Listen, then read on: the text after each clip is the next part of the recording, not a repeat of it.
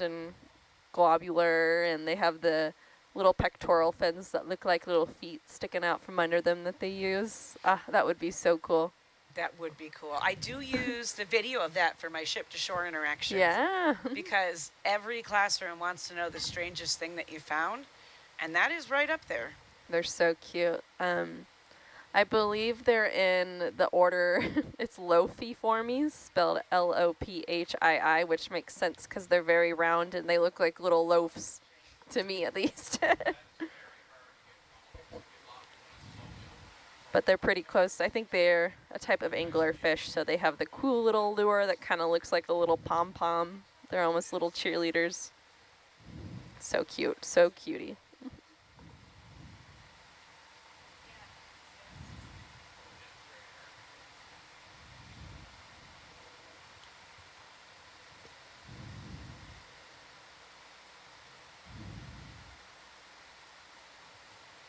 Kind of see one of the boxes sitting up there on the front porch and the little milk carton.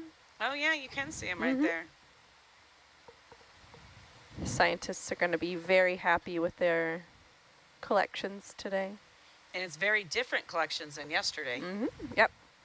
Yesterday we had a mix of some rocks with associates on them, and then also just fauna themselves. Today it's all rocks. So any associates are just by happenstance.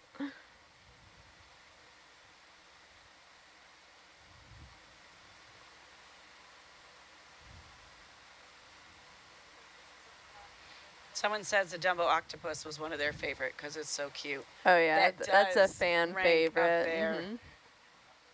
They're just so adorable. They're little tiny. I know they're called Dumbo octopuses because they're little tops of their mantles. They have the little side parts that kind of resemble Dumbo ears. But they use those in the water and they can flap them just like Dumbo. There's also the flapjack flapjack? Flapjack octopus. Uh-huh. Also really cute.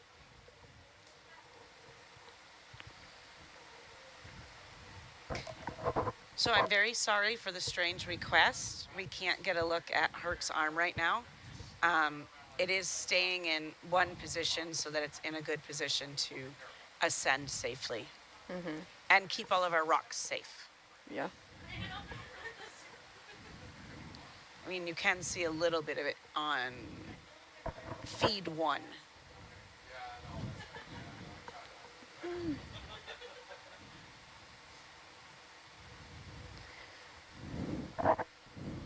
Yeah, yesterday after getting the fluid samples, the arm had to be used to hold them in place the entire duration we were ascending.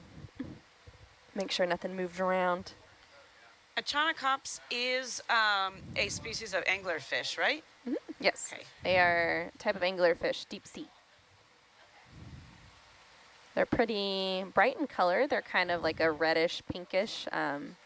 There's a lot of different species. So when I say, yeah, Echinocops, there's different kinds. So that's, I believe, the genus.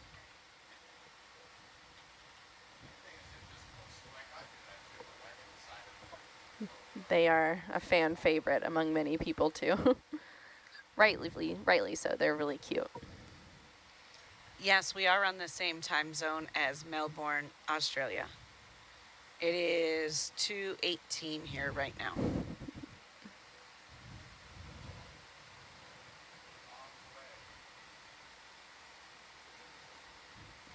Here he is. Little feetsies. It's a little Pokemon.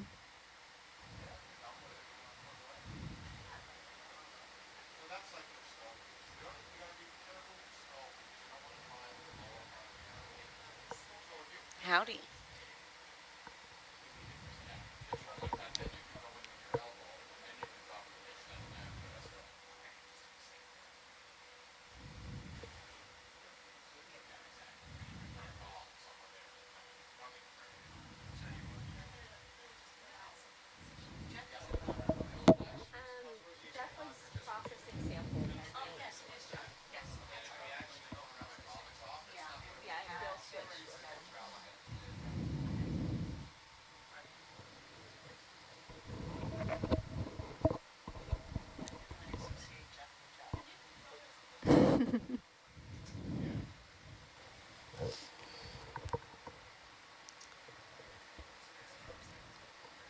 do it.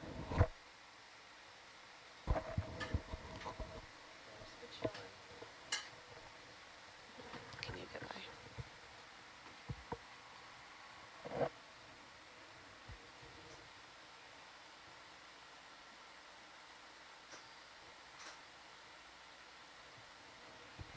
So what is the best part for everyone for being on the Nautilus on this expedition?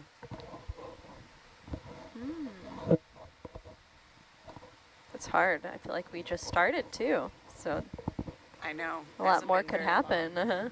I mean, the hydrothermal stuff yesterday was pretty cool. That was my first time getting to see live active seeps or vents and actually getting to watch people take samples. So that was pretty cool. And seeing when we brought the tube worms up, that was the first time I've ever gotten to, I guess, handle pretty recent tube worms. All the ones I've seen before have been like preserved or in museums, so it's a little bit different to see them up close. Yeah, my favorite aspect of this expedition is the diversity of the team. So many people at different stages of their career, with different backgrounds, multicultural. I think that it's just really great to be in discussion with people, and we're all like have the same common goal of exploring these deep sea habitats, and we kind of all got here in different ways and all have different interests, and it kind of all combines to make for a really interesting group of people that I really appreciate.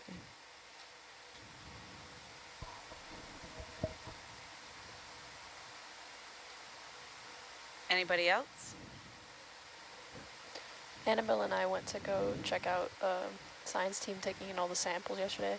That was really cool. Some of them were explaining to me stuff that like I would have never learned on my own. So I'm not a very, haven't learned a lot of science, I'm not learned, but like not a very science-oriented person. So getting the opportunity to come here and people not make me feel dumb for wanting to learn all these things. It's really nice to be about, nice part about being here. Annabelle, what do you think?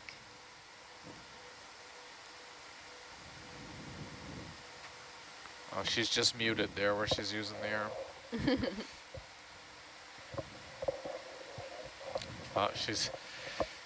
You're going to have a hard time getting her off of that arm.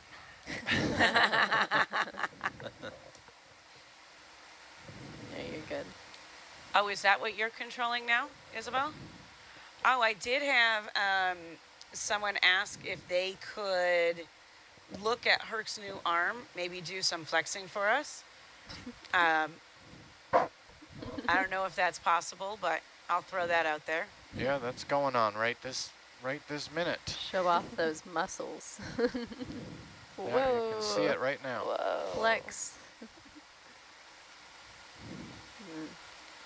Those are pretty powerful. Look, Herc's even singing for y'all. Herc's keeping us entertained. It does kind of look like a little puppet hand, like It a little soft does. puppet. It does look like a sock puppet. Or right now, looking at it, kind of looks like a goose or a duck. True. See? Exactly. That's Silly goose.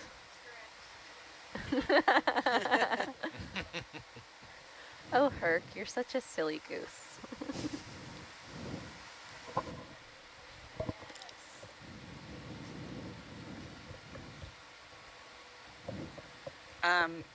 To answer a question, yes, there is a separate chat for ship-to-shore scientists. So there are 2 chat features while we are live feeding. Yeah, so the ship-to-shore scientists are all volunteer. They can just request to be able to be added to a certain list, and then they get to see some of the planning, and then they get access to a specific scientific chat. They can see where we're heading. They can see who else is on the crew. They can respond in their own way, and so it's like a better way to stay informed. And sometimes when there's certain creatures or animals that we know there's experts out there watching, we can ask them to jump into the chat and provide some feedback or some clarification in the fields that they're experts in. So it's kind of a good way to include others that maybe not on the boat, but do have some valuable knowledge that could be shared with the people on board.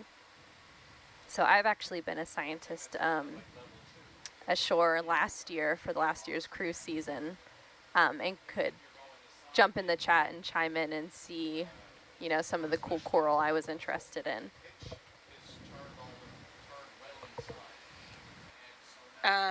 They're asking about giving some beautiful Chamorro names to these for future generations.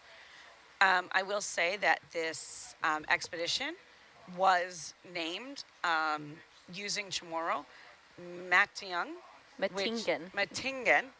Thank you, Matingan, which means in the deep ocean, not just towards the reef, but actually farther out in deep ocean. And the next expedition, I forgot the term, but it is in Carolinian.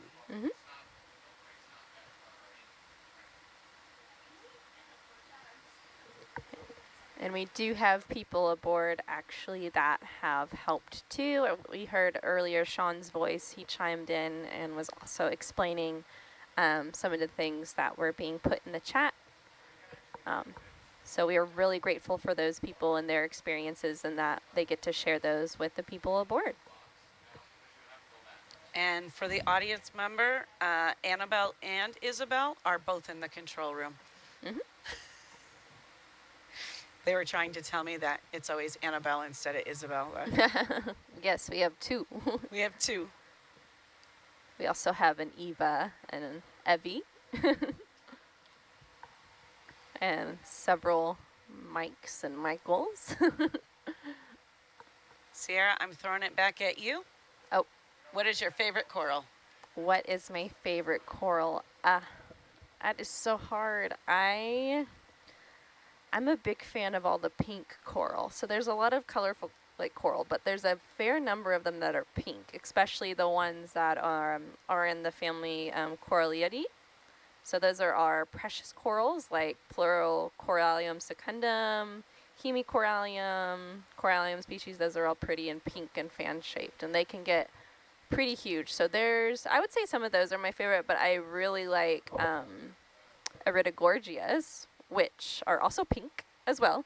But you've probably seen them. Nautilus has promoted them sometimes and put them on socials and the website because they kind of look like little fireworks. So they're spirals.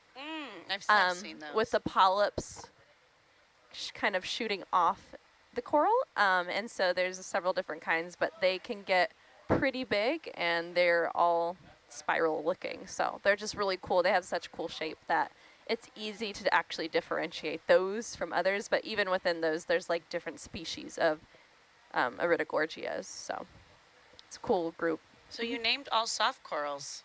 What about some hard coral? Those are hard corals. Oh, those are? Oh, I misspoke. There is a soft coral in the group Coralliidae, which is the Anthomastus species, which they are often referred to as mushroom coral, because they kind of look like little tops of the mushrooms with their polyps reaching out. But those are actually a lot softer. When people think of, I guess, octocoral and stuff, they are pretty hard and hardy. But typically when people think of corals, they do think of reef-forming corals, like the shallow water ones. We do have some deep water corals that are reef-forming too. Several cold water coral species like Dismophyllum pertusum, Inelapsomnia species, they are all considered scleractinians, so they are also hard free-forming corals. They're just deep sea counterparts to our shallow ones that we usually see. And I'm sure that we'll see some of the shallow water ones with our dives, our next couple of dives that are shallower. Depends on the depth.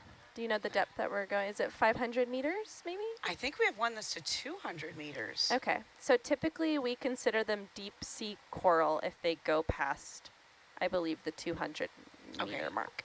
So we would still, they would be more in, so between shallow water corals and deep sea corals is an area called mesophotic corals, to add further complication.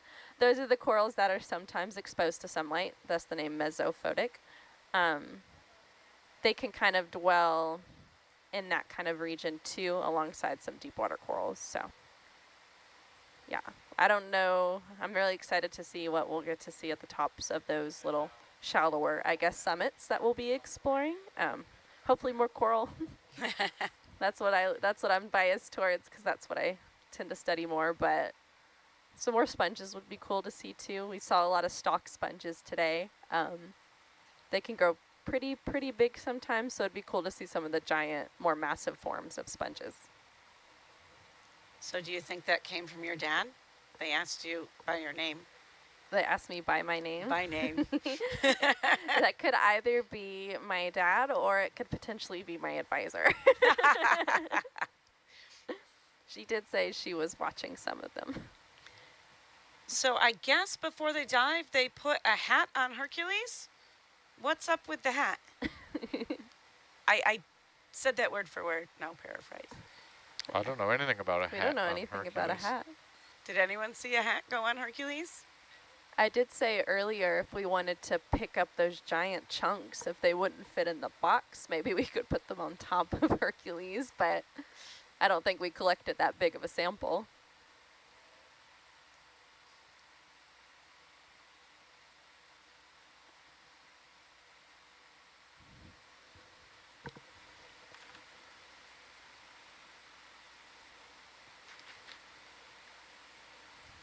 It would be kind of silly though to see. I feel like someone should make a cute little sticker or illustration of that's how I Herc bring in it. a I little like to bring hat. it in like that. It's safer for the cylinder.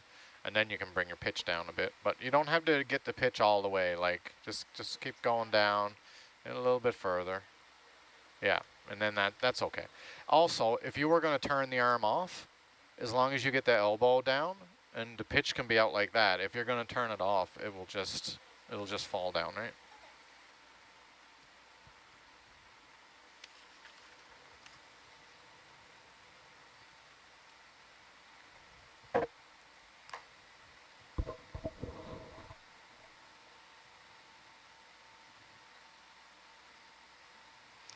We are a little early for typhoon season.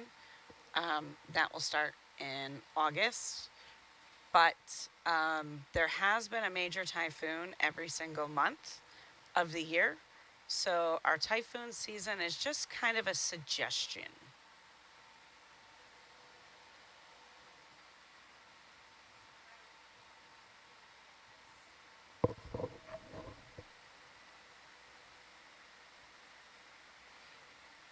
And our same viewer thinks that it was a deck crew horsing around that may have given him a fancy hat.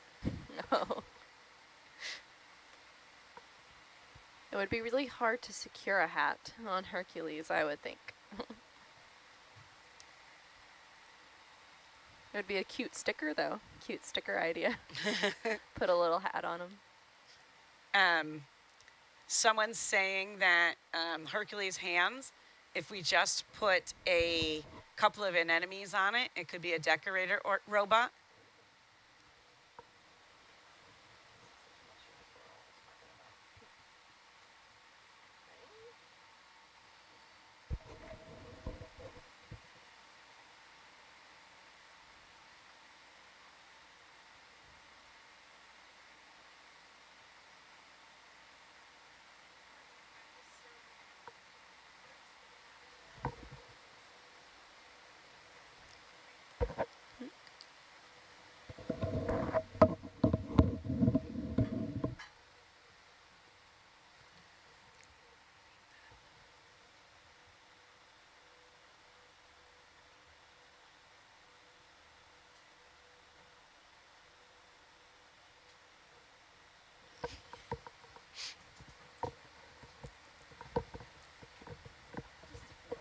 I did.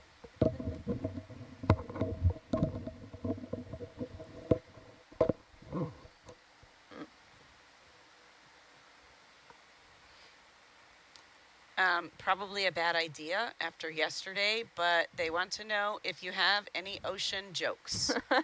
Someone was tuning in. Someone was tuning in. It's hard to think of some off the top of my head.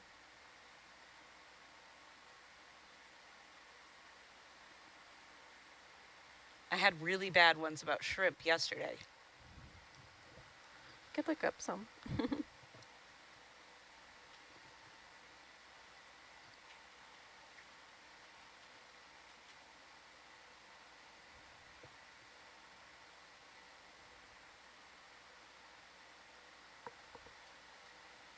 Yes, it does look like there's a CO2 droplet on the Herc cam. We Sure. had a bunch of them yesterday too.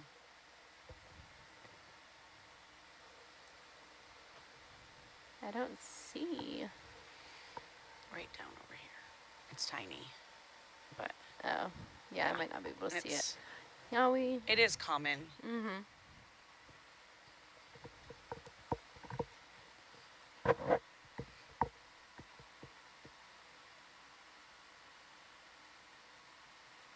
Why are seagulls called seagulls? Why? Because if they fall over the bay, they'd be called bagels. Nice.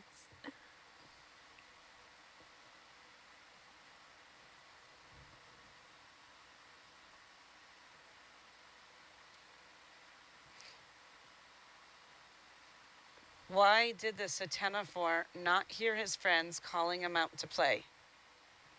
Oh, why? Because the sea is silent. Yep. So yeah, it's Satenophores are comb jellies, and so I guess when you say the name, you don't say the C. So Satenophores. Which there are deep sea ctenophores, but there's also shallow water ones, right? At the beaches and stuff. Comb jellies, sometimes you can see them sparkling in the water. They're the ones with the kind of rainbow reflective.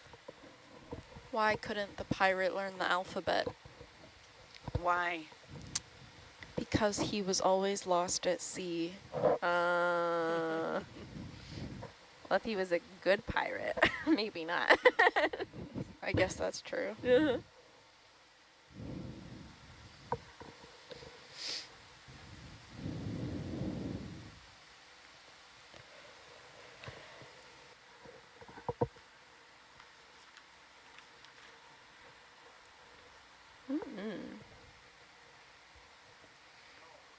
So it looks like we're still heading up right now. Let's see. We are at 2,672 meters. All right. About 84 minutes to surface, 84 minutes. Awesome. give or take.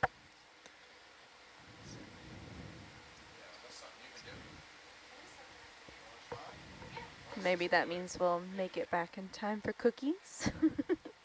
Oh, that would be good.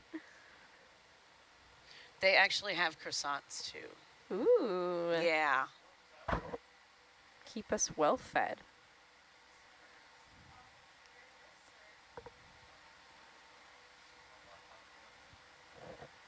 Since we do have another 84 minutes to go, does anyone want to do a shout out and a comment where you're from?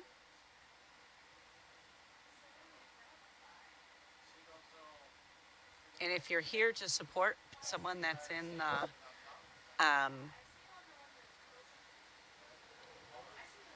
up here in the control room, you can let us know.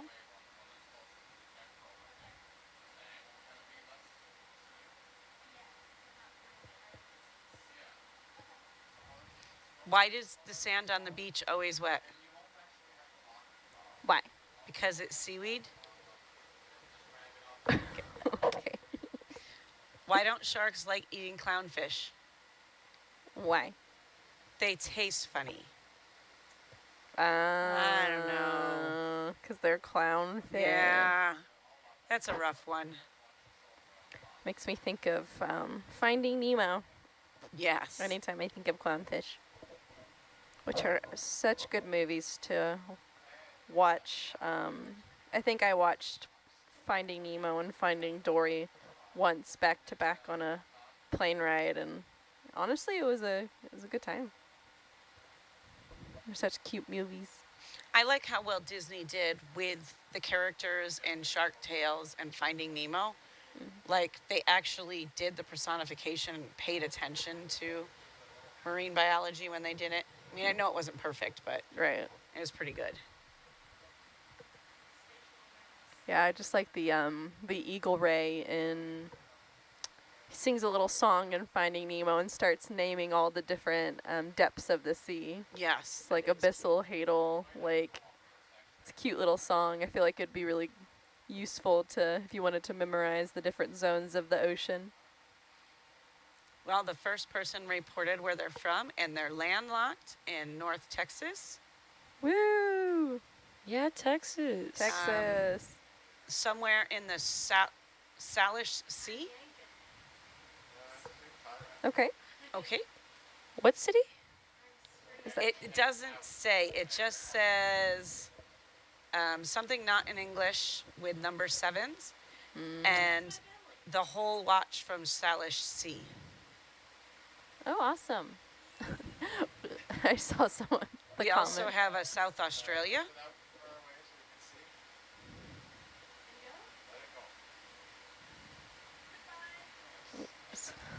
I'm a little afraid.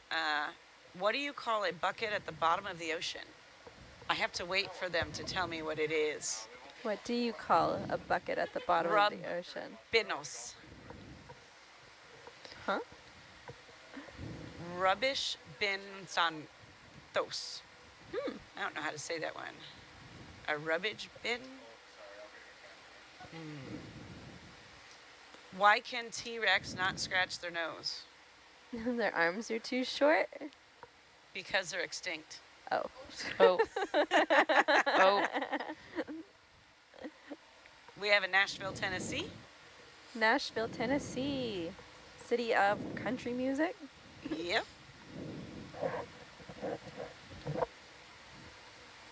And we did just pass the 2,000 mark. We're at 1,904 meters. Slowly rising. 73 minutes. Oh, to I surface. just missed. Yeah. We're good. Going pretty smoothly. Now I'm looking at everybody's profile. That means you're one of the people on the site. I am on the site. Everybody in the control room is on the site.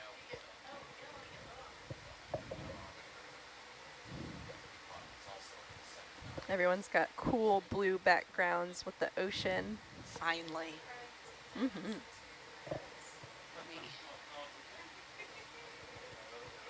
Everyone's bright, smiling faces. Charleston, South Carolina's here as well. Oh, awesome.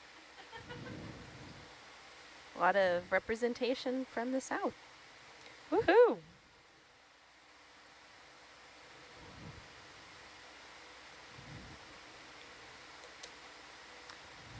Us landlocked state people, we love seeing sea stuff. It's so nice. Of course, I'm in Florida now, so if I want to go to the beach, it's only an hour or so drive, which is pretty nice. Wow. Used to be closer when I studied at the University of West Florida, because we have Pensacola Beach pretty close by. We have someone from Springfield, Missouri, Oh, Albuquerque, New Mexico, Hanover, Germany, Wow. and someone in Sweden. Wow. awesome. Hi, everyone. All over.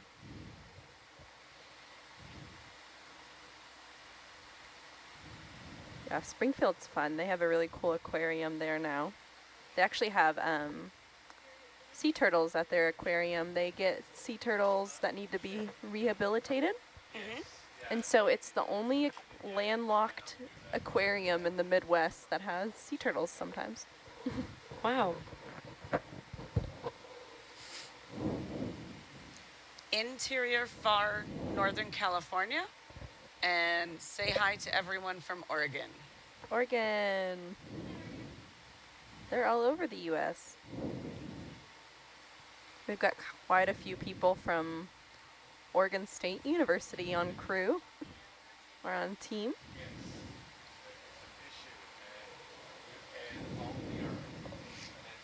Isabella, what's the favorite part of your job? Oh my gosh, what's my favorite part of the job?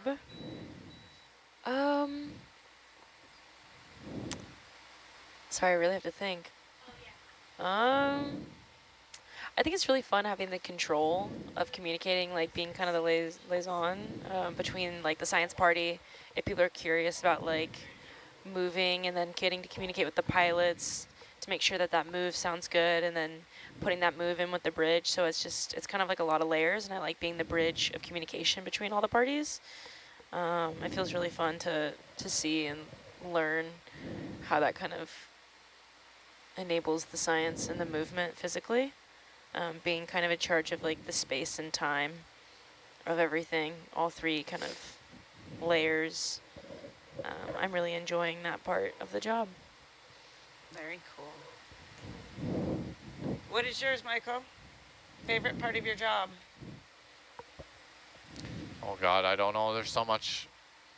It's a pretty, everybody's job out here is pretty special, really. I mean, just being here and driving around or seeing these places, or, you know, being in the room, exploring all the cool environments. It's nice to drive around down there as well, but like just the whole thing is pretty special, really. Agreed.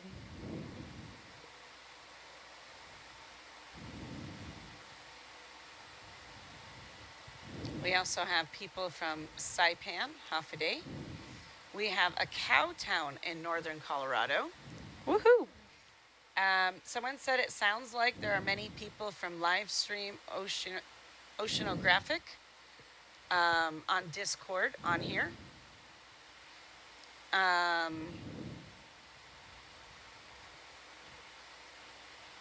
That's all who have chimed in recently. Awesome. Marin, what is your favorite part of your job so far? Oh,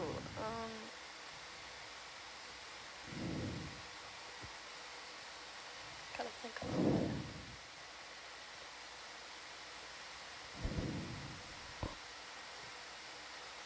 bit. I like being the person that controls part of the streams and like making that sort of thing accessible for everybody.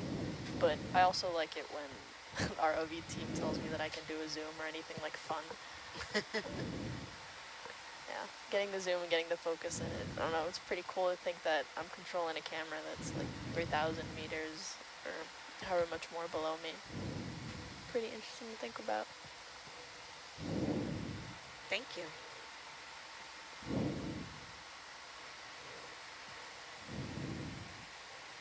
We're still getting to watch this arm move around. It's pretty cool. Annabelle's just having fun. It's a good time to practice. I would love to have her pick up that rock and put it back in, but if it was dropped, No. it would make for a really bad day. It is safe and secure, and our scientists would be very sad. Bill would be very upset if we lost one. So for Shannon, what's your favorite part about your role here?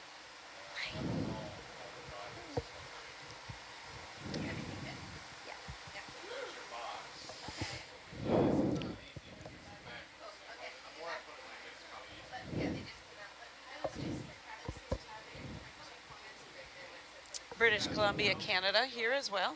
Ooh. Hi, Canada. So for the people that are just tuning in, we are slowly ascending back to the surface. We just spent about 4 hours down below at about 3,500 meters, going over a rocky area where there is known volcanic activity. And we took several samples of rock when we looked around. We did see a few fish and a few corals while we were down there, but for the most part, it was just rocky. And we are in the Arc volcanoes in the Marianas area.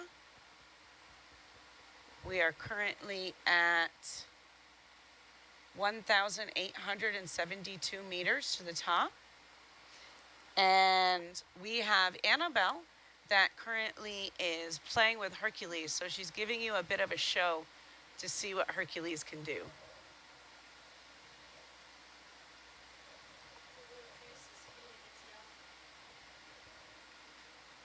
And on this dive, we had Jeff Beeson, Sierra Landreth, Michael Hannaford, Annabelle Baker, Isabel Monaco, Marin Hodge, Evie Allison, and Bill Chadwick with me, as well as my name is Shannon Celine.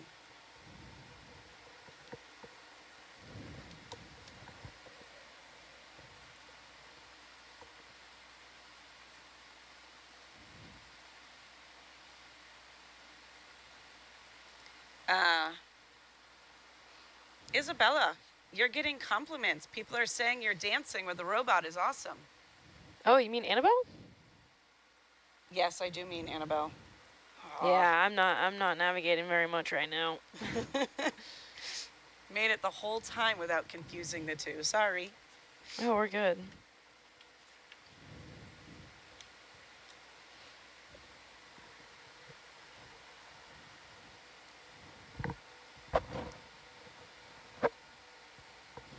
We have Emily from Sweden. Someone from Germany. Someone from Seattle, Washington, who has been watching us for 2 days in her living room. Wow. Yeah.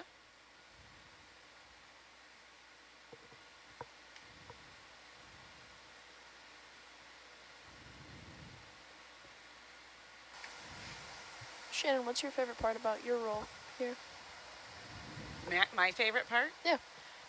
My favorite part of the job is that I get to take science and bring it down to a level that's accessible for everyone, both on this live stream as well as on our ship-to-shore interactions.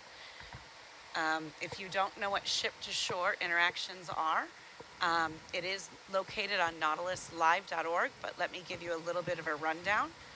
A ship-to-shore is where community groups, schools, people, families can connect with a 30-minute Zoom with science communication fellows that you get to see what things we've seen, learn more about the ship, ask questions, and you just have to have internet connection with a mic and a camera.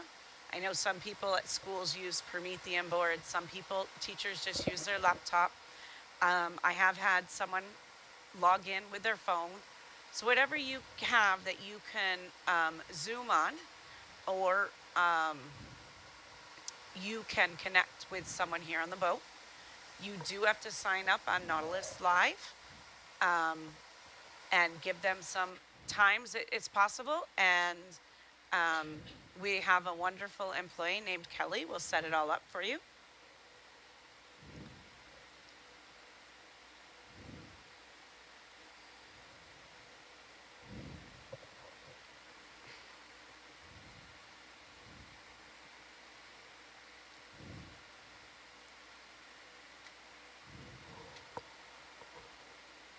Let's go to Sierra. What's your favorite part of your job? Only got a few more of you left to ask. My favorite part of my job, I think it's pretty cool to be able to see footage of the seafloor in real time. That's pretty cool to see. I like that you never know what you're gonna get. So right now, you know, we're just looking at open water, but who's to say something fun couldn't swim by, you know? It just is a kind of a mystery. It's kind of by happen chance. So it's kind of cool when stuff like that does happen. Not all the time, but, you know, can happen from time to time. And since this is my first real time out doing deep sea exploration, it's kind of cool to be able to see and brush up on, you know, my knowledge of identifying things and get to really practice that and see maybe what I'm pretty proficient at and what, you know, this trip could help me learn more about. So learning more about hydrothermal vents was one of the reasons that I joined in, because it's a ecosystem I haven't really studied that in depth. So it's kind of cool to see, you know, be able to see them up close and then also get to learn more about what the ecosystem's like, what animals live there, that sort of thing. So I think just learning all around, I'm excited to continue to learn and continue to see what other cool things we can find during the trip. Very cool.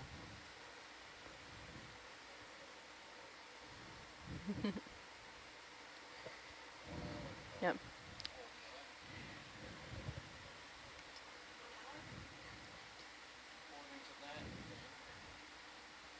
So someone wanted to know if Atalanta and Hercules have a rivalry on board. I don't really think so, because Hercules is kind of useless without Atalanta. So they work together in tandem pretty well. Yeah, they have to not only be able to work pretty well navigational wise, but they're, you know, they're both connected and they have different pilots. So yeah, I think they're, to me, they seem like they're besties. So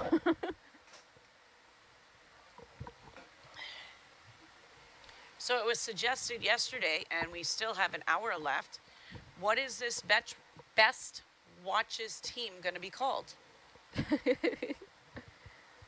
have to come up with some names.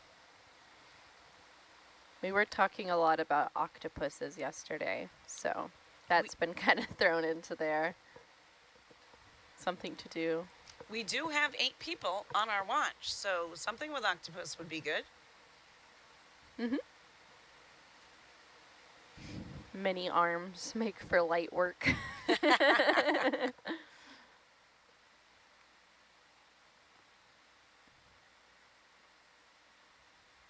The ROVs that we have on Nautilus at the time, we have Hercules, we have Atalanta. We do have little Hercules, but it's not something that we're going to use this year. And we have Orpheus, who is an autonomous vehicle. So as of what we're using for this expedition, we have 3. And so when one of the ROVs or the ROVs are in the water, Orpheus is on board, and likewise when Orpheus is deployed, all our ROVs are actually on board. So those two won't ever be in the water at the same time. So we'll just swap back and forth depending on the dive plan and what we're prioritizing and trying to get mapped.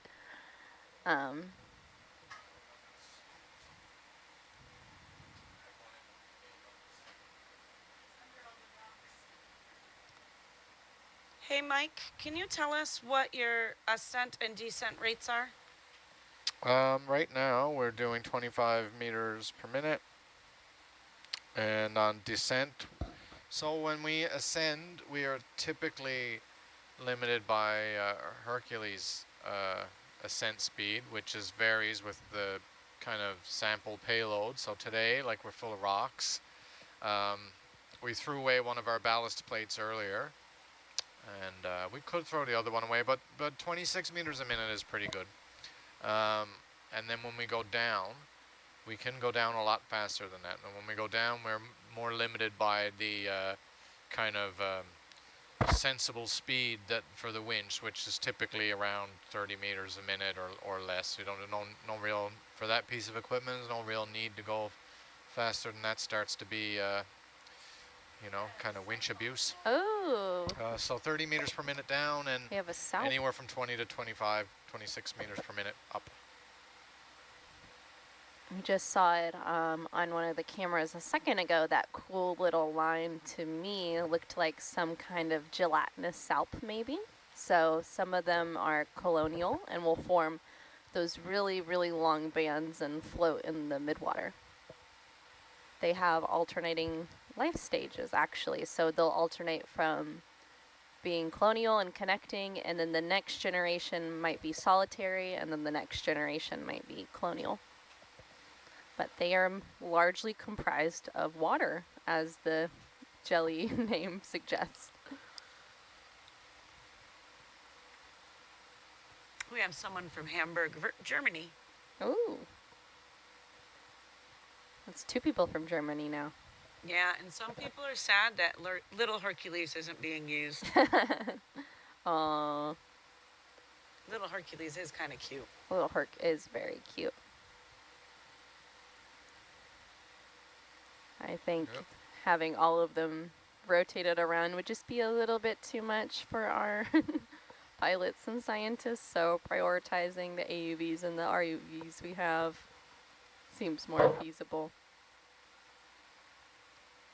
Suggestion for the name, the aquanauts. The aquanauts. Sorry, not aqua, octonauts. Octonauts. That's cool. Isn't that a TV? Is that a TV show? I don't think so. I'm trying. There's like a children's TV show called something Yeah. similar. None of you guys never heard of the Octonauts? The Octonauts. That's what I thought. That is a cool name. Yeah, their captain is it's the polar bear, I think. The polar bear. Okay. Yeah. No. Yes, Octonauts is a show. It's got a bear, a penguin, and a cat. Are there 8 characters? Because then we could all figure out which character we are.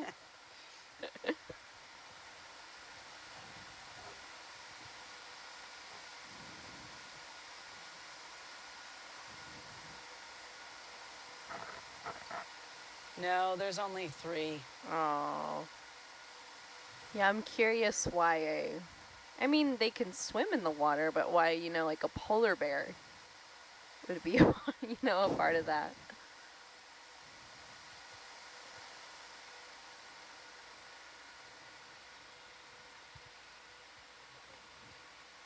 That's so fun.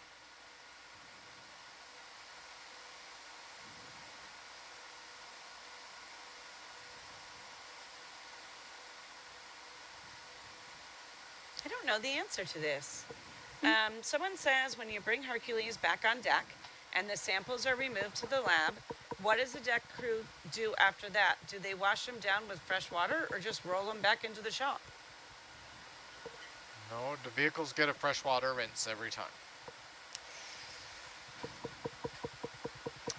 Gotta So, keep Hercules get all nice and clean and Yep. Make it last longer. prevent corrosion, I'm sure. Oh yes. Salt water is a lot more corrosive. Sometimes we leave Hercules out, and sometimes we bring Hercules in. Depends if we're gonna transit for a long time and not dive for a few days, we might bring it in because we don't have to get sea spray all over it. Right. But then it doesn't leave much room in our hangar, so we have different reasons for bringing it in or leaving it out. Mm-hmm. So according to the internet, there are 8 main octopus in aquanauts. Oh. Octonaut characters.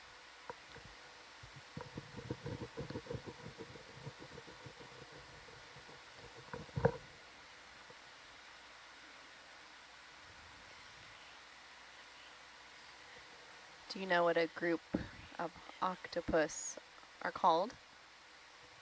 There's a lot of discussion. I know I've known. Yeah. I know a jellyfish is a cool one, but what is... So there's the plural form, right? So there's like 3 different plural forms that I guess are all correct. It is crazy. This would be a conversation that could probably last an hour. Because some of them are great in Latin, where it was first started, and other ones then follow English rules. Yeah. So that is a highly debatable topic. From my understanding, you're correct. So the Latin is octopi, right? See, that's what I've always And used. then English, a lot of people say octopuses. But then technically the prefix octo is Greek.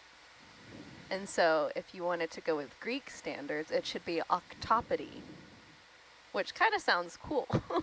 Octopody. Octopody. I really like that. Uh-huh. Spelled, I think it's O-C-T-O-P-O-D-E, octopody. That's an even better name. Mm-hmm. So one octopus or an octopody. No, yeah. That is a good name. Mm-hmm. You were pretty easy on it. Yeah. Evie, what is your favorite part of your job? I don't want to sound like a broken record, but kind of what Sierra said. I like that we're able to see the seafloor in real time. It's kind of crazy to think there's, 3,000 meters between me and that camera, and there's barely any lag, and something completely different is happening up here versus down there. It makes this kind of research so accessible, and it just makes you feel very optimistic about continuing exploration and research into all of Earth's oceans. So that's my favorite part.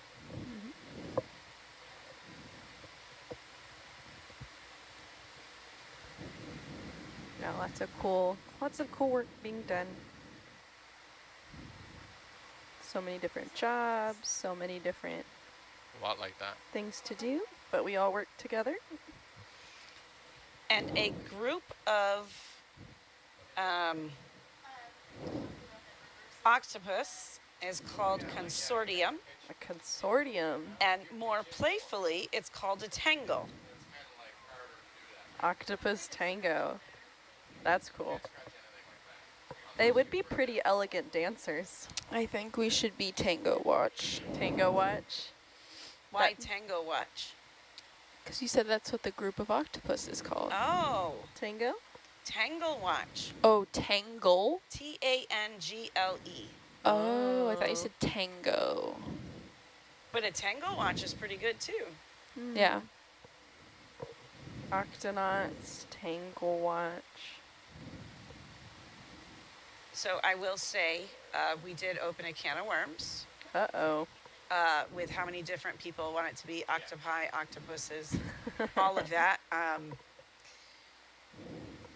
They're all correct, technically. There is no one right way. Correct. Everyone can be happy. Does Hercules' arm have his own name? Oh, one of the old ones had names, and these ones, no. They're just called the names that are written on them. This one, this one's Craft or Predator, if you insist. And the other one is an Orion arm. So those are just the names, the models of the arms. Awesome. They're not, we haven't named them.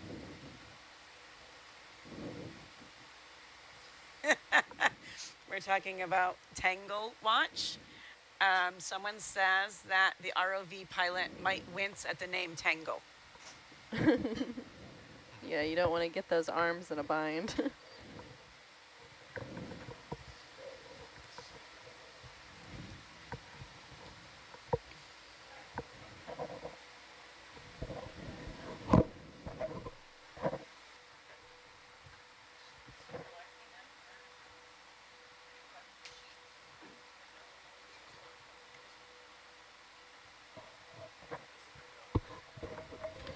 So right now we just hit 1,500 meters. Oh, it just changed, sorry. We're at 1,229 meters. Yeah, sometimes. you gotta And the refresh. water temperature is going up. Throughout everything that we've been on, we have been no warmer than 1.2, and right now we're at 3.72 degrees Celsius. So as we're coming up, we are getting a smidge warmer.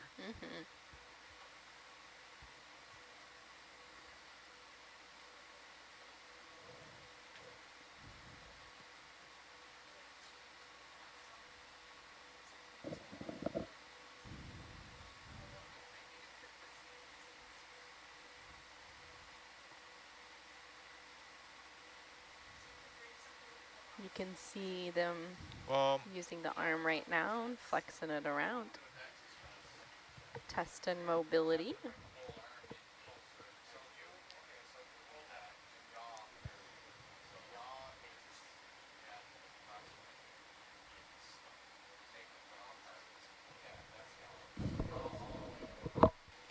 We're about 48 minutes to the surface. Now, them moving Hercules is one of the reasons I really like OET and Nautilus. They do take on a lot of interns, and currently this is the driver of Atlantia, and Atlanta, learning more, getting to in real time learn some skills by learning how to move around the arms on her own. Once you're on the boat, you're given many opportunities, like going to the wet lab where they do all the collection and preserving of the things that we bring up from down below, our collections. And sometimes people can go down and help get Hercules in the water or out of the water. We have a data lab that we can go up and get more information if we need to. So being on the Nautilus is a great learning experience for everyone. You can make as much out of it as you want, experience-wise. I have to say it's been really great. Jellyfish. There is something on the screen. There's a jellyfish. A jellyfish. Uh-huh. So I came on as a science communication fellow, but we've only been on, what, 3 days, 4 days? And I have learned so much already.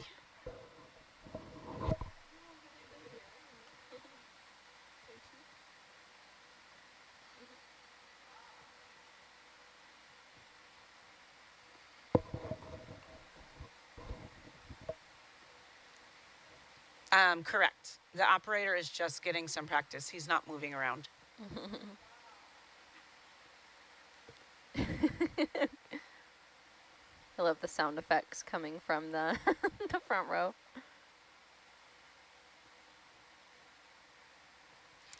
I'm being asked, are there other crustacean stations or squatty parties that we're going to see in the future dives? I hope so. I really hope so. We never know what we're going to find. If we are in more hydrothermal ecosystems, we probably will see, because they're typically indicators that you're close to some kind of vent or seep. So I could see some then. Besides that, sometimes you'll see squat lobsters hanging out on coral. So chirostylids like to hang out on some coral, so we could potentially see those there. And there's always a chance we'll see shrimp. There's shrimp everywhere. We'll so. always see shrimp. Yeah. They're pretty wide variety and found everywhere in the ocean. So lots of crustaceans. So hopefully we'll see more. But as for the ROV, next the AUV is going to be deployed. So the ROV will be docked during that time, and then we'll potentially deploy after the AUV dives.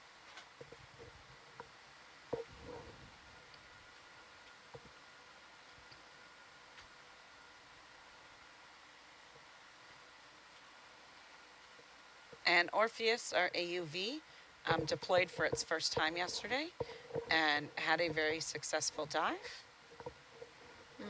I'm looking forward to see what data they received off of it, and how it changes the way they run the coding for the next dive.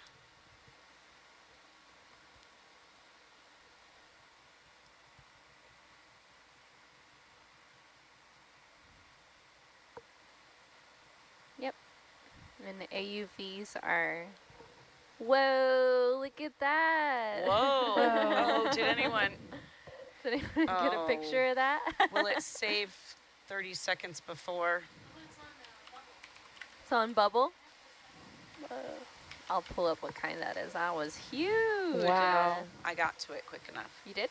Awesome. Wow. Maren, were you able to get that? Capture it? Yeah, Okay. it's recording all the time, so. That was a huge deep sea jellyfish. Let's see if I can figure out what kind.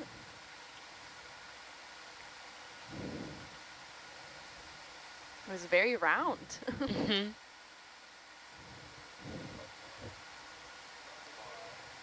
Do you know the species? That's what I'm going to find out. Okay. Yeah, unfortunately, the guides that I have are for benthic creatures, and so those guys are a little bit more mid-water. which means I'm gonna have to do a little bit more looking around.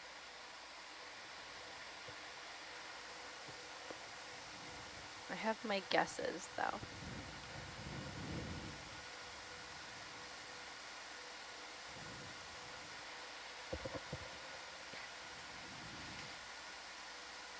How long does the AUV typically deploy before coming up?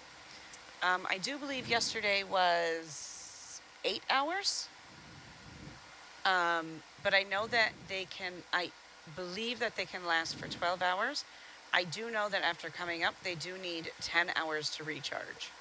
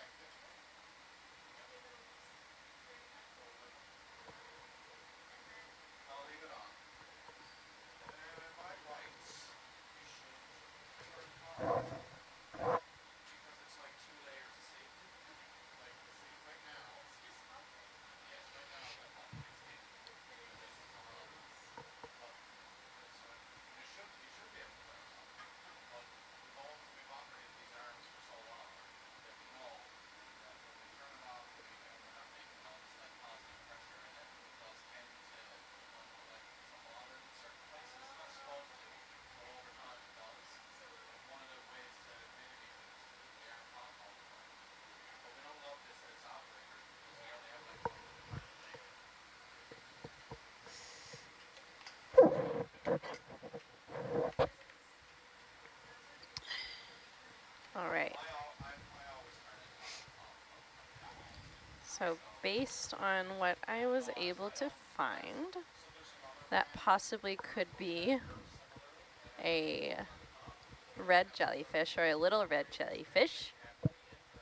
I couldn't really see the tentacles, but I do see the similarities between the bell shape at the top.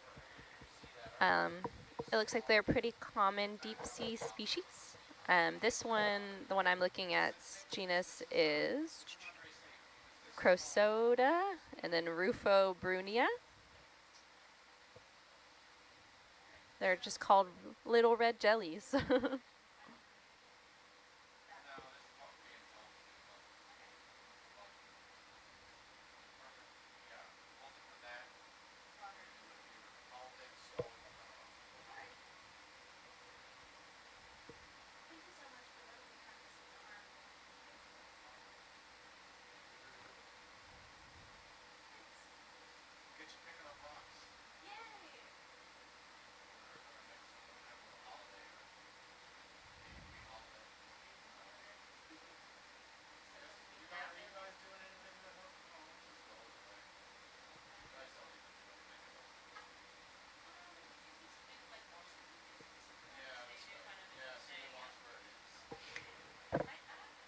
So some of us have been on different expeditions before. I know some of us, this was our first expedition yesterday. This is our second today. But they want to know what the coolest critter you have seen on all your dives.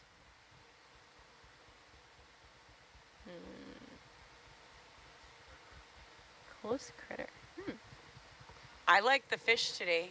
The little I mean, fish. I only have 2 dives to go off of, but I thought the fish today were pretty cool.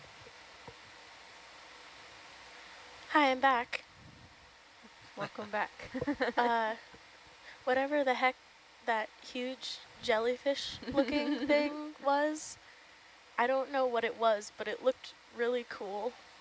That was pretty cool thing. Yeah, I tried to do a quick Google and figure it out, and the closest I'm seeing is called a little red jelly, so pretty aptly named. But apparently they're found a lot also off the coast of Monterey Bay too, Wow. in the deeper areas.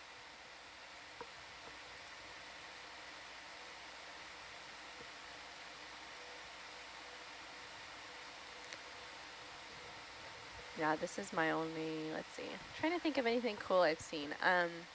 I didn't see it specifically out on a dive itself, but I have annotated and gone through some ROV footage before that was taken by another vehicle. And as I was working on it, I noticed something kind of faint in the background. And when I lit to the next photo, there was one of those giant, they're called Magnapina squids. And they're the ones with the really, really long arms. Oh, They're okay. almost kind of scary looking. They're called big fin squid, I believe. And their arms can be about at least 3 feet long. Not, they go pretty far.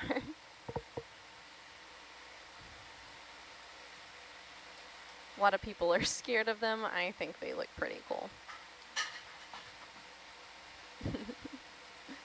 Yeah, big fin squid.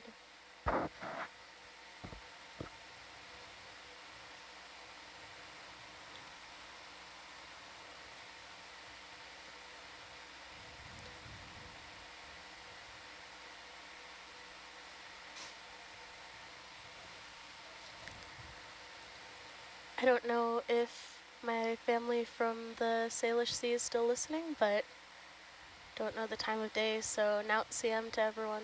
Have a good time at the Camas Bake. Mm. Yeah, it's starting to get pretty late over there, huh? Yeah, actually, get the world clock.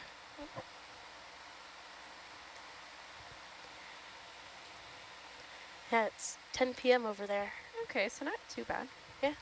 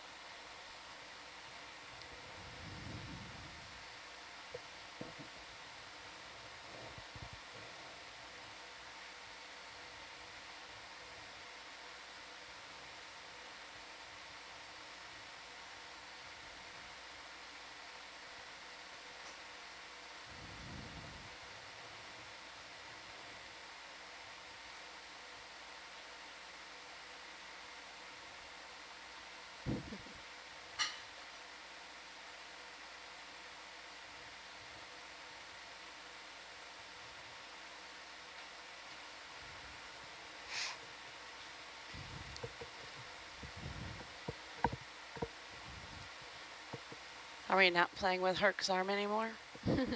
I don't think so. No. I have a question for the science people. Mm? So I know that Hercules isn't exploring the midwater, but if we wanted to explore the midwater, how would we do that? That's a good question. So they do actually will use AUVs and gliders sometimes to travel in the midwater column. and they can either take video footage or pictures at certain intervals. And that's one way that they can characterize, the midwater without actually needing to be tethered to a ship. So they kind of just have the start, stop, and program it to be able to come back. And while doing that, some AUVs are actually capable of sampling the water column too, so they can take samples while taking photographs. And that means they can bring those back for scientists, and the scientists can also look at what was collected and can use that kind of to judge what's in the water. So I know that's at least one method of. There's also different kinds of buoy systems that people can leave anchored to the seafloor with different intervals, and those can take measurements of the water column too, and those can actually be left over long time periods. However, those only will be stationary, so it's only looking at one place rather than, a set track or multiple different areas. It's pretty awesome. Mm-hmm. Yep. So some people from Mabari and Matsumoto think that that jellyfish was a deep Staria red morph. Staria. Okay, I'll look at it and see. Thank you, guys.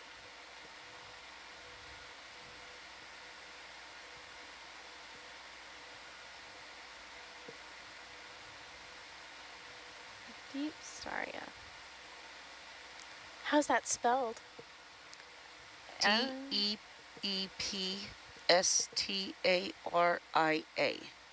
Staria. Okay. Those are some of my favorites. I think that they're so pretty. Yeah. Nautilus has some pretty cool footage of one a couple years ago that had an isopod in it. It looked like a massive clear blanket. Okay. Beautiful. Yeah, they do look pretty round, and I think I'm seeing some of them are pretty red in color. I hope we got at least footage or a screenshot of that so we can go back and look at it later. It went by pretty quickly in the water column as we were zooming by. You didn't get a picture of it? So I did not. I can make a note of it. Maybe. I may have gotten it, I'm not sure. Yeah, definitely worth it to look back. I know someone logged it in C-Log, so we could go back and look at the timestamp later. Yeah, we can get that for you guys. That would be pretty cool, especially if it's not as frequently seen. I've never heard of those before.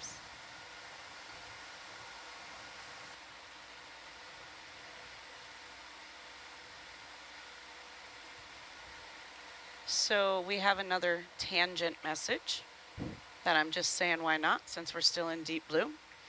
What was everyone's first job? Was it related to anything Marines in the Marine field?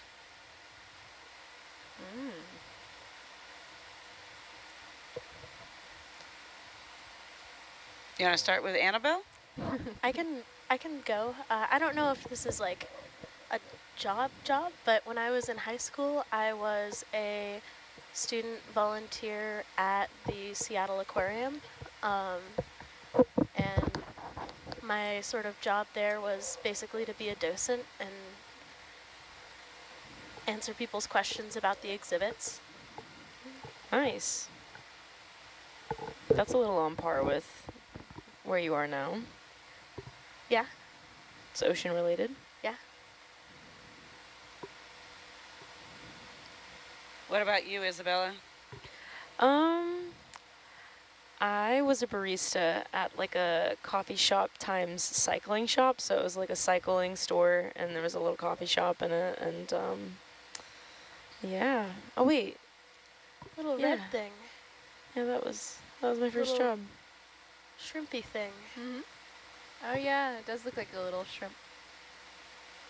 So it had nothing to do with my current situation. Is it still up there? Did I get it quick enough? No. This I does have grabbed it. It does have a little bit of a look back. Mm-hmm.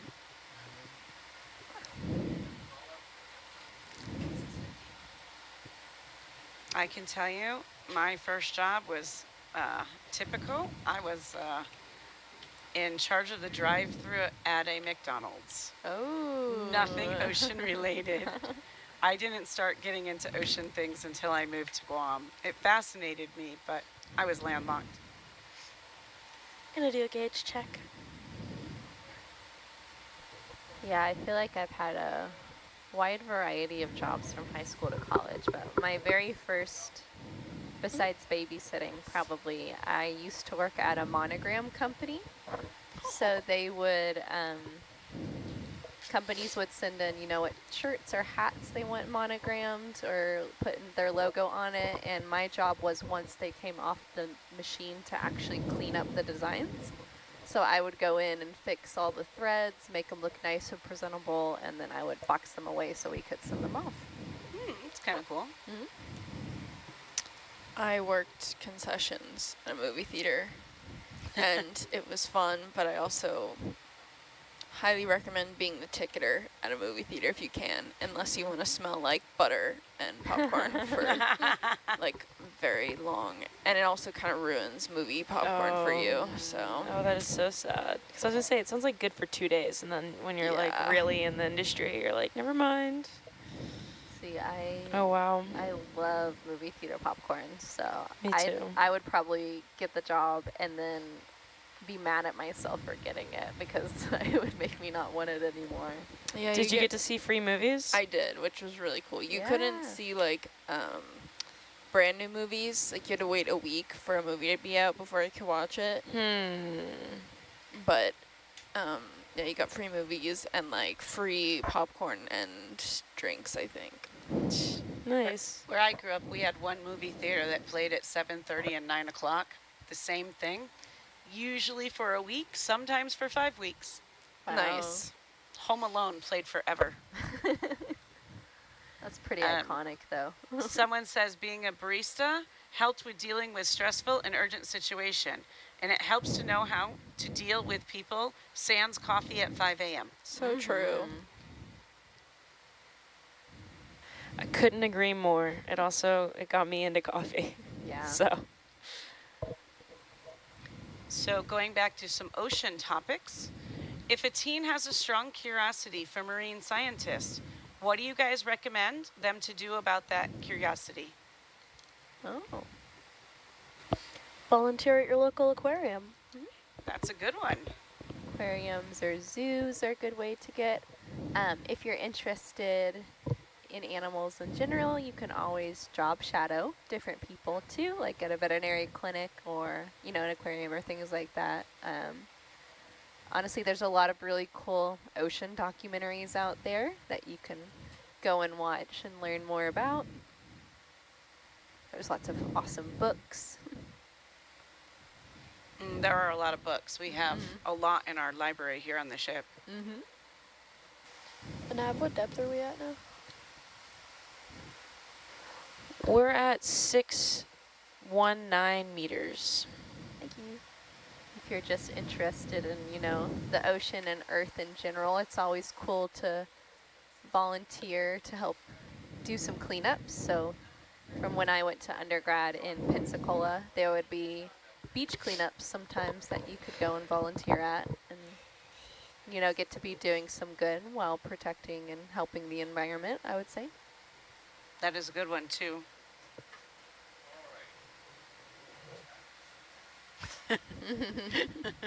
We're getting close, folks.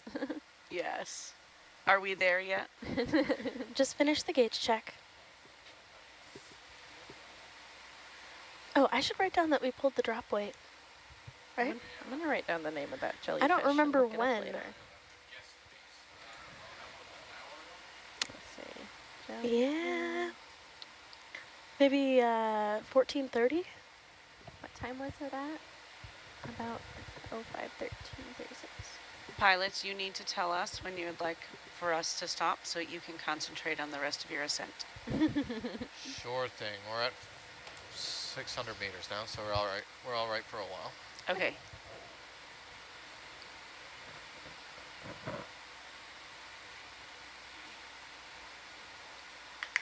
It's going to be interesting to go back and see if we can look at footage of the jellyfish. I know, I want to see that footage too.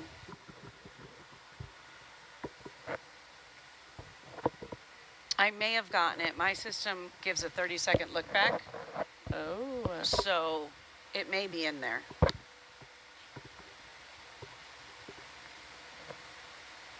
don't know.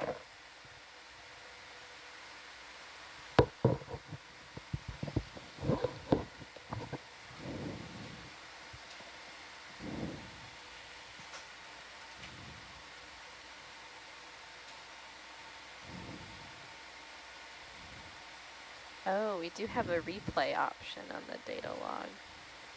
Oh, I didn't see that. Oh, mine. I don't know if it has photos or not. Mine just has a photo without the replay, now that I'm looking at it.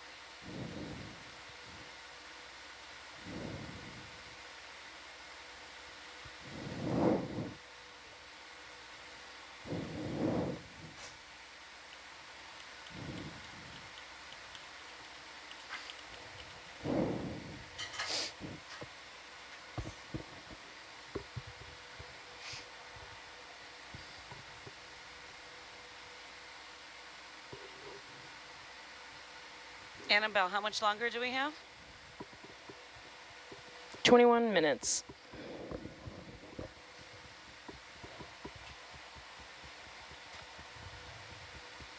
Awesome.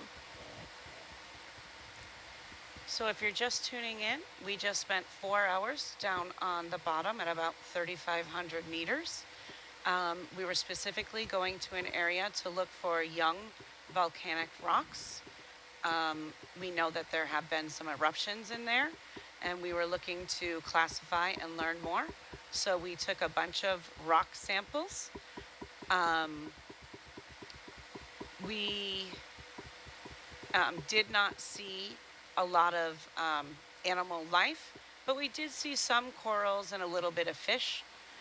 And that's about it. We are about 20 minutes from the surface. When we do come off of this feed, be checking back, because the next time the ROV goes in the water, we will be back up live at nautiluslive.org.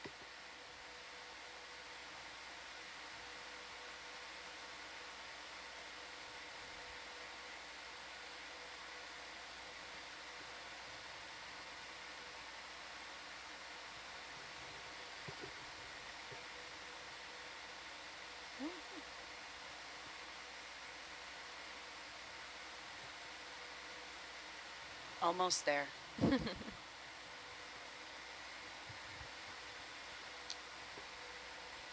Does anyone have a favorite fish?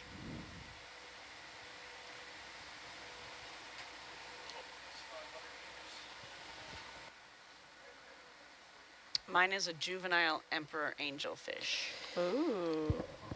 They're beautiful. Bridge nav.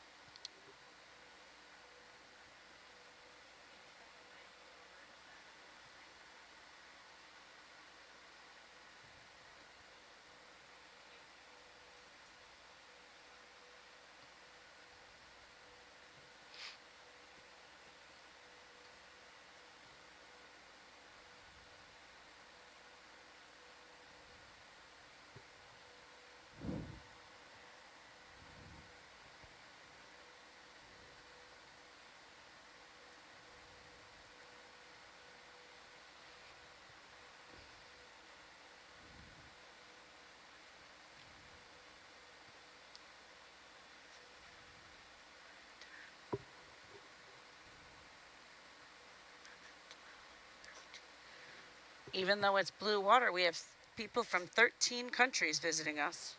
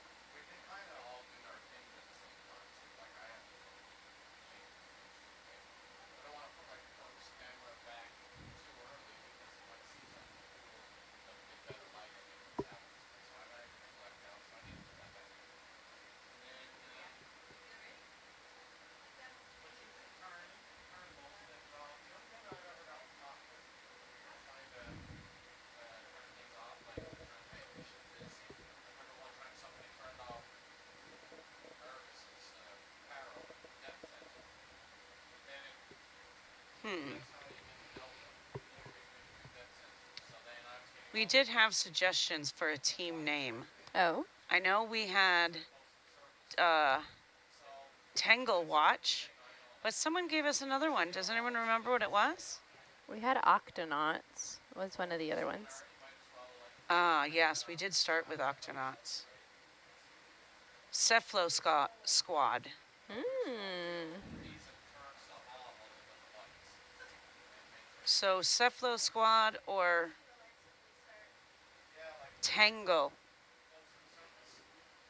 Tangle Watch.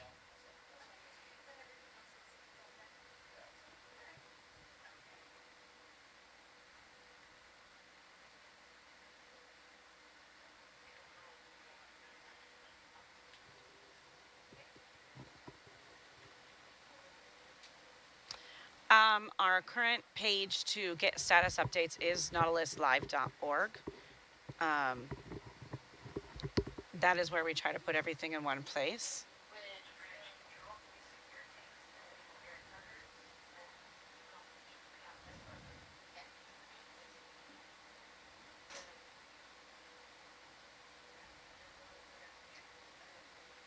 Oh, and someone just said he likes Aquanauts. He or she, sorry.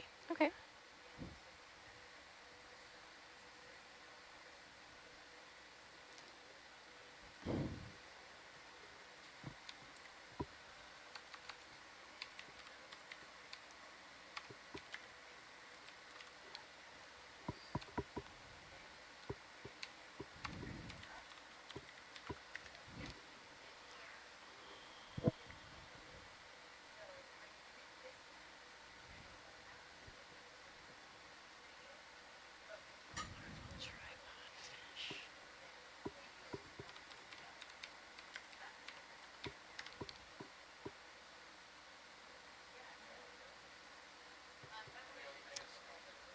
Someone suggested as their favorite a larval tripod fish.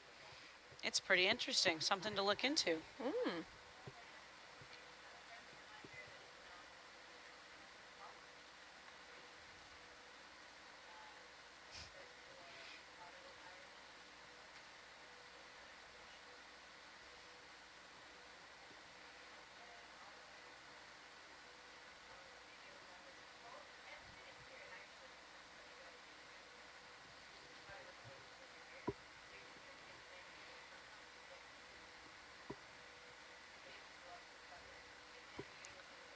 We should be to the surface soon. We're at 454 meters.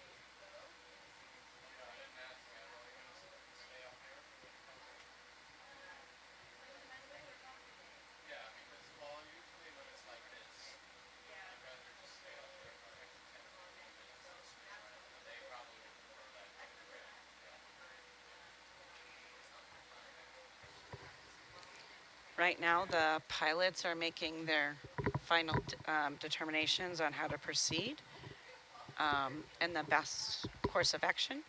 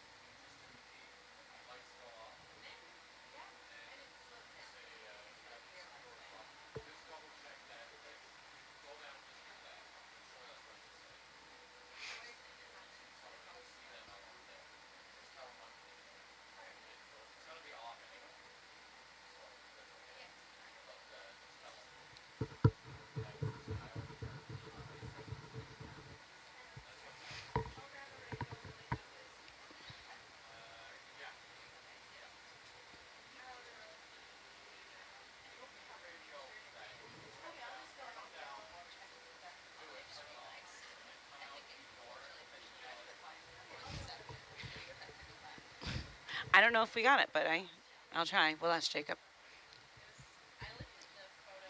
What time was it around? Because I know it's in the log. The shrimp was...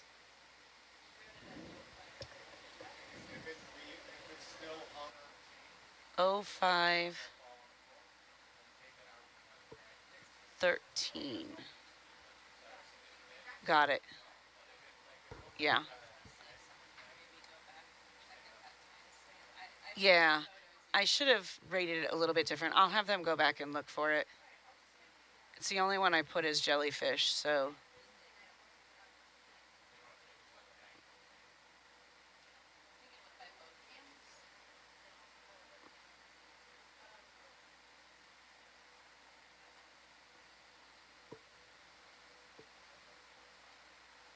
What about 250 meters? We're about 250 meters? Yeah. Yeah, about a little less than 10 minutes from the surface, 9 minutes.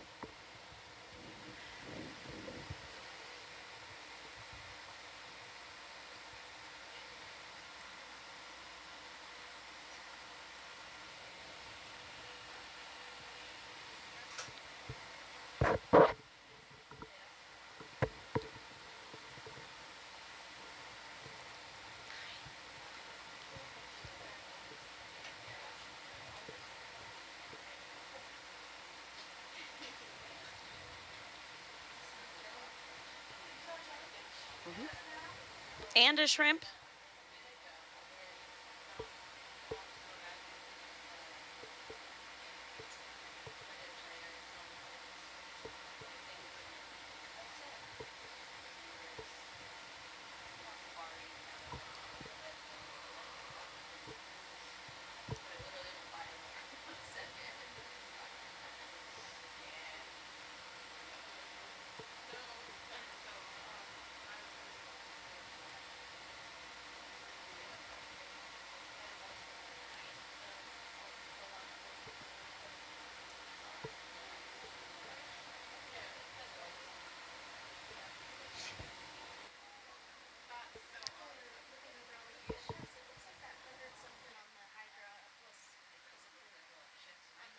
Yeah, I think so, yeah.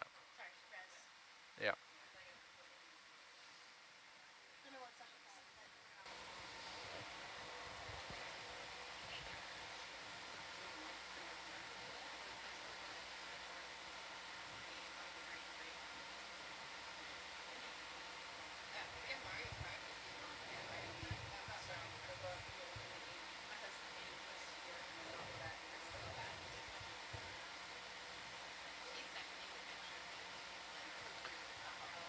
It's 200 meters.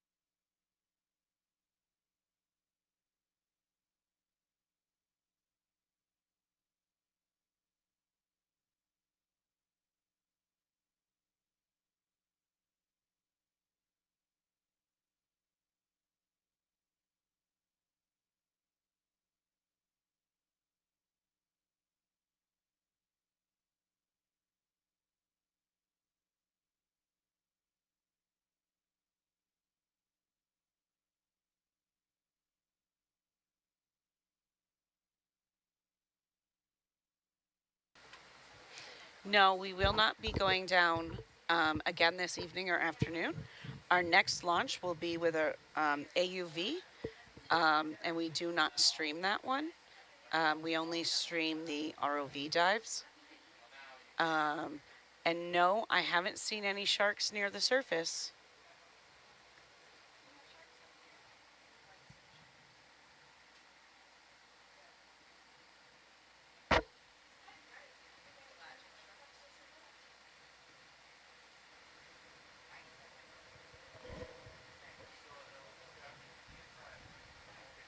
Mm-mm.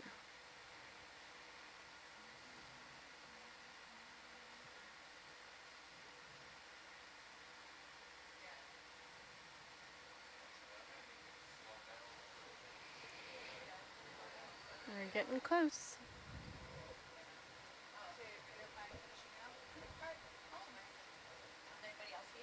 Traitor. Traitor.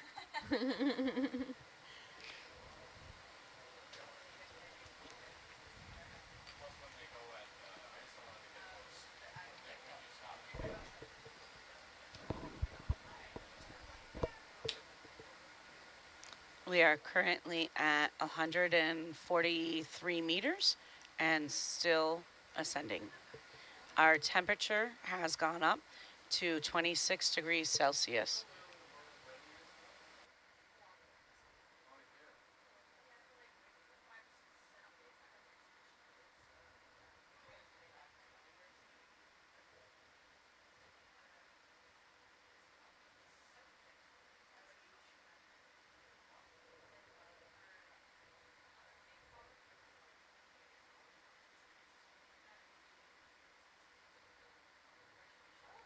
So much more brighter up here.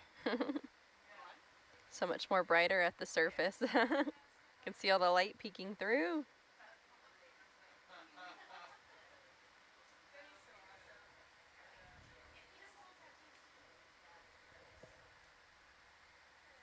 Hello.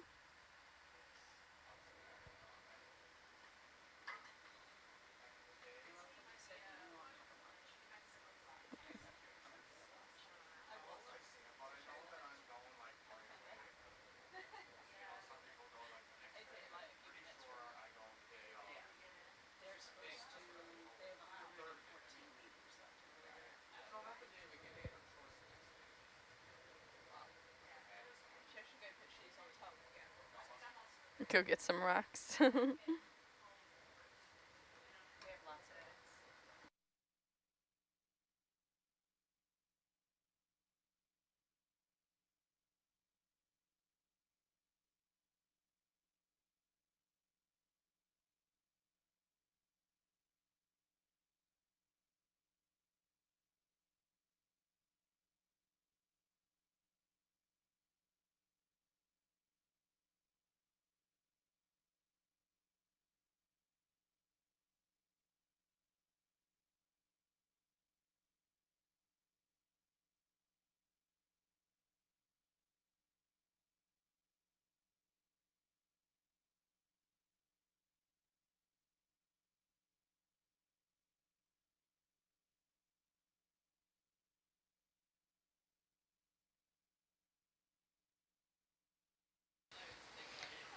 So someone said that 26 is hot, especially for this part of the ocean.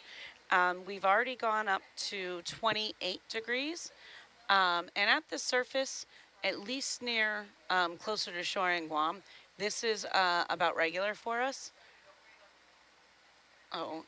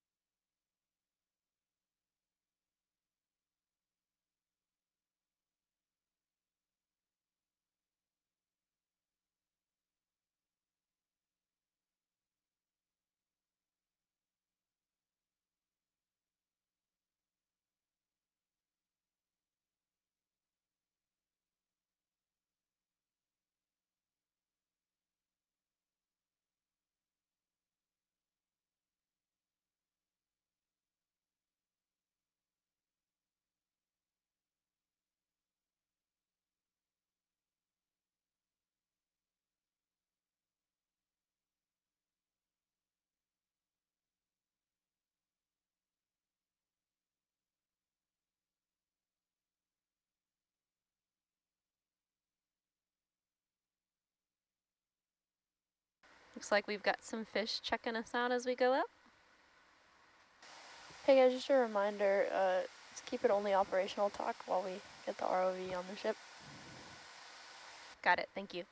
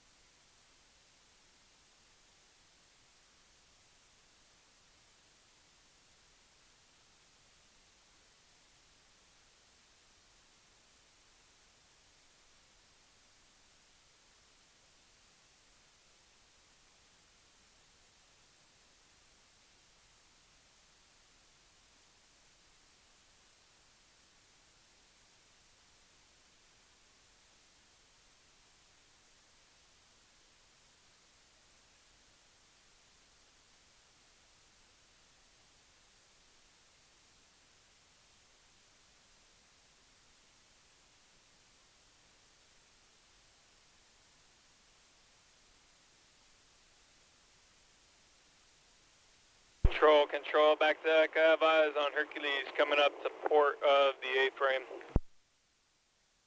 Copy.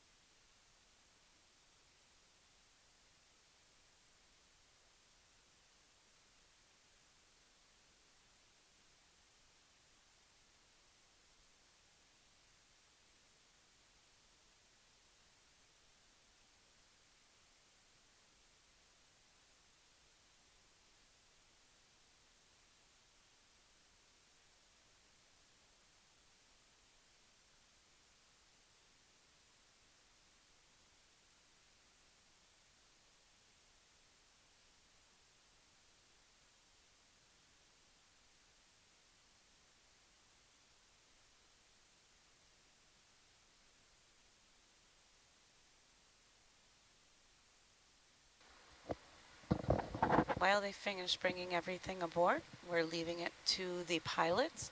Keep checking nautilus.org, nautiluslive.org, to find out when we will have ROVs in the water again. Have a good afternoon.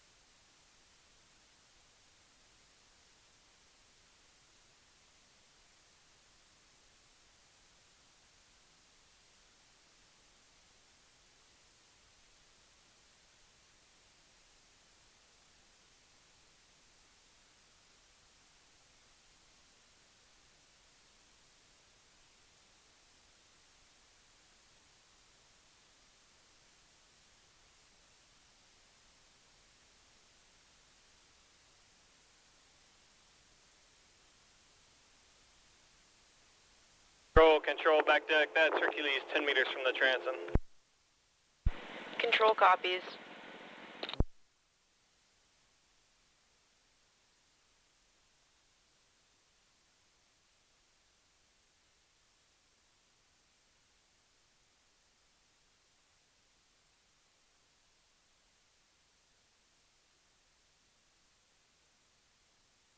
Control deck, that's Hercules, passing the transom. Copy.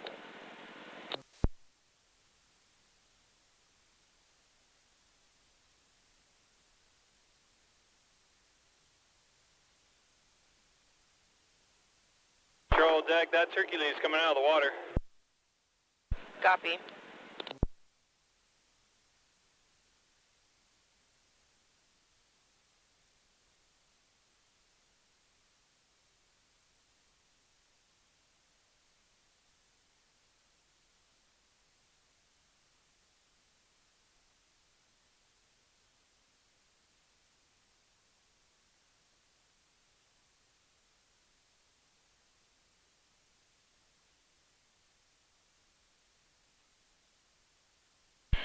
Deck, control. Power is secure. Copy that, power secured.